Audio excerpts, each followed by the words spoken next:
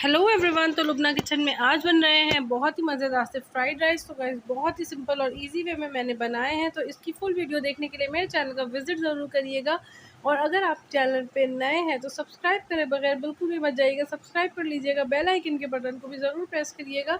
तो ये देखिए मैंने 3 अंडे लिए हैं, 250 ग्राम मैंने बोनलेस चिकन लिया है। इसके अंदर हम सॉसेस डालेंगे और अदरक लहसुन का पेस्ट डाल के इसको अच्छे से जो है वो भूनेंगे। ग्रीन चिली मैं बीच में से कट करके डालूँगी, इसके अंदर मैं मटर भी ऐड कर दूँगी, इसको कवर कर दूँगी ताकि चिकन और जो मटर है वो अच्छे से थोड़े से गल जाए। और फिर इसके अंदर मैं डालूँगी वेजीज़। और ये देखें गाइस, इसके अंदर उबले हुए अंडे भी मैंने कट करके डाल दिए हैं। अब मैंने जो है वो चावलों को अच्छे से जो है वो बॉयल कर लिया है।